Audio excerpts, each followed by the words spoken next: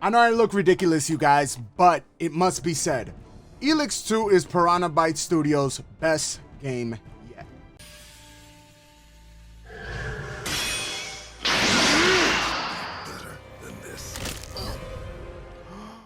What up, everybody? Welcome to the channel. I am your host, Mike Fury, and I make informative videos just like this one. So please hit the subscribe button, hit the notification bell so you don't miss out on any future content. And with that being said, guys, I would like to thank Piranha Bytes Studios for providing me the key early. Thank you guys very much and allowing me to have a fighting chance against all the bigger channels. Number two, I would also like to announce a giveaway for Elex 2. I'll give you guys the details at the end of this video, so please stick around. And with that being said, guys, here is my review for Elex 2.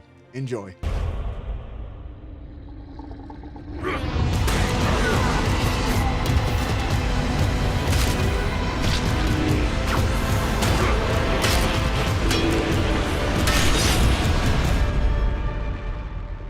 After the events of the first game, Jax goes into a self-imposed exile after the remaining factions refuse to heed his warnings about an upcoming evil. 6 years have passed, and there you are, forced to pick up the sword and the jetpack again after a huge alien rock lands on your little hut. Signaling a brand new threat to the fold, this evil brings a bioweapon, not only transforming organic life, but also terraforming the land that it affects. Jax must now unite the 5 factions to face this upcoming alien menace before they consume us all. And I'm not gonna lie to you guys, the story is a bit messy. I have to be honest, it is a bit messy. It lacks focus. At one point, we're focusing on the alien disease that happens to be corrupting Jax himself. We're also focusing on his son, which is another point. And then we're also focusing on the 5 factions coming together to become the 6th power, in which my opinion is the best part of the game. So you can add all of that, those kind of subplots, and on top of that the big plot, which is the alien menace, and then add to that the different factions and your choice and consequence, and therefore you have tons of replayability when it comes to the story and multiple endings, which is always going to be good in my book. Lows, let's start off with right out the gate what you guys are going to experience. No hands holding. Elex 2 pulls no punches. Elex 2 is a borderline hardcore RPG. It does not tell you absolutely anything. It literally gives you a 2-minute tutorial letting you know, hey, this is how you fight, this is how you use your jetpack, now go out into this huge open world and figure it out. That is what Elex does. The first 5 to 10 hours of this game, if you're not used to this type of difficulty or this lack of information, is gonna be grueling. It's gonna be hard, but I promise you, stick with it, because in the highs, these are the low points. In the highs, there's definitely a bunch of information and things that you are going to enjoy. Apart from that, that is just the intro. Let's get into Captain Jank Sparrow. Yes, I said it, Captain Jank Sparrow. Elex 2 might be the jankiest game I've ever played. And not really just Elex 2, Elex in itself, and even some of their previous titles, Risen, Gothic, Piranha Bytes Studios, they are known for their jank. And even though this is the best iteration of that jank, it is not as janky as some of their previous titles. And so therefore, the combat is a little bit more fluid, but you're still going to experience some of that jank when it comes to the actual gameplay itself. Think of Fable 2, but the best form of Fable 2. And finally, the last low point. It's the myriad of issues that Elex 2 and sadly these type of budget titles seem to have. You're gonna have bugs, you're gonna have glitches, you're gonna have a lack of overall polish, and of course, crashes. Now, there's gonna be bugs all over the place. I didn't have too many, but there are some noticeable bugs. You're gonna have faces disappearing, you're gonna have dropped frame rates, you're gonna have stuttering, you're gonna have enemies falling from the sky into the place, or NPCs coming down from God knows where in the heavens. On top of that, I also had a loop glitch. You can't come through here. You can't come through here. You can't come through here. You can't come through here. You can't come through here. Now this only happened one time, and I force me to restart the game, but keep that in mind. You might experience something like this where the game just doesn't allow you to progress and you'll have to go to a save file. On PC, I crashed it twice and the game does lack some polish. There's a lot of quality of life improvements that should be here. Like, for example, having to select the continuation of a mission. So every time you complete a mission, but it's a part of a chain of missions that you have to do for a specific person, you have to go back into the menu and then select it again. That is a complete nuisance. Enemies not having weak spots, so therefore headshots are completely useless. They're as equivalent as shooting them in the pinky toe is equals to a headshot. It's the same exact thing. They do the same exact damage, so just aim for the body. And other simple things like sell all your junk button for vendors. Learning the abilities should be easier. You shouldn't have to like go and find the actual teacher to teach you how to do these certain things. Like, books are a thing. You could have had just have us find some books or have us buy books from vendors, and therefore we're allowed to get that skill point or use that or enable it for us to learn it by ourselves after we use one of the life points. Little things like that can be fixed with patches, but at the end of the day, those issues, all of the ones that I've mentioned, are prevalent throughout all of Elex 2. Midpoints would be audio. Audio for me is the only midpoint. I think that the voice acting is solid. I think that it shows a great amount of improvement from Elex 1. I also think that they did not lie when they said tons of characters, tons of NPCs, all with their unique personalities. I think that is for a fact. I think that the sounds to a certain degree are a bit generic. For example, I think that the shotgun sounds, I'll say it, it sounds bad. I think it's way too loud. I think it, if anything, I think that it needs to be brought down. It lacks a certain level of depth to it. And I also think that the hand grenade is like a stock hand grenade sound. Like, I've heard these grenades like, what, in PlayStation 1 or PlayStation 2? That is my personal opinion. Apart from that, I also think that the soundtrack is okay. I don't think that the soundtrack really is like, wow, what an amazing soundtrack. I haven't heard a song that I'm like, wow, that is a really cool song, unlike other games that I have played even this year. But definitely, I think that for the most part, it gets the job done. Now, on top of that, there are some bad experiences that I've had. For example, at one point, the mixing was off, so the actual combat audio overcame everything that was happening.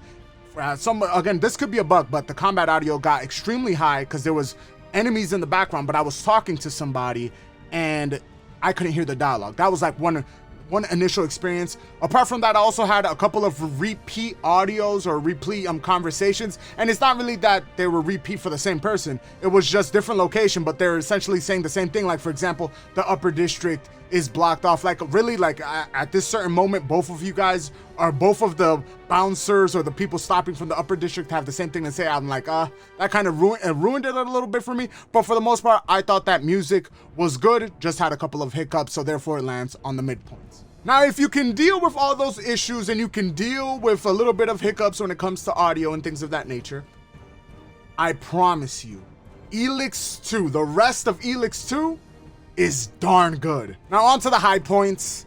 Visuals. All things considered, taking everything into consideration, Elex 2, it looks good. Like, it looks good. I cannot deny it. I was in sheer awe at the amount of characters, the amount of enemy designs, and the amount of diverse environments.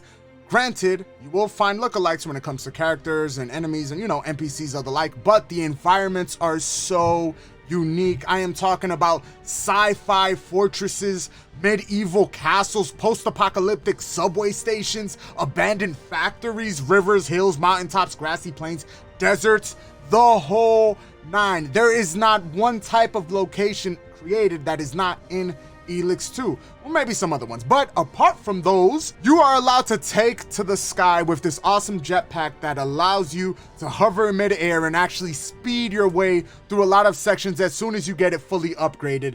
It is awesome. Apart from that, you have the weapons and armors that are all great and seem to blend Mad Max, Battlestar Galactica, a bit of Firefly here and there, and of course Robin Hood and or Camelot. It's a bit weird, but it looks good. Like, it doesn't seem out of place, and you can imagine like having these medieval old structures, destroyed structures with a ton of sci-fi lasers and lights and neon, and like, it's awesome to look at. The day and night cycle looks great as well, and if you put Elex 2 against a lot of its AA RPG peers, it definitely stands out. I'm talking about Maneater, I'm talking about Greedfall. those types of games, those AA RPG games, if you stack them all together and put Elex there, Elex 2 definitely stands out for me.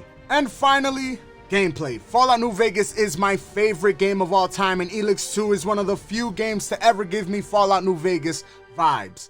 When it comes to exploration, it was fun and scary as hell because the enemies are so strong, but it made it exhilarating. I love the fact that there is a crazy amount of not only weapons to use, but also enemies to use those weapons on. I'm talking about bows and arrows, crossbows, and of course you have lasers, plasma, you have over-the-top heavy weapons that literally like a grenade launcher, you have RPGs, you have everything you could think of in a medieval post-apocalyptic sci-fi, like everything's in here. Like, it was nothing short of spectacular. The crazy amount of trolls, ogres, you have flying enemies, you have robotic cybernetic enemies, like they have tons of different names. You have mutants and mutated animals.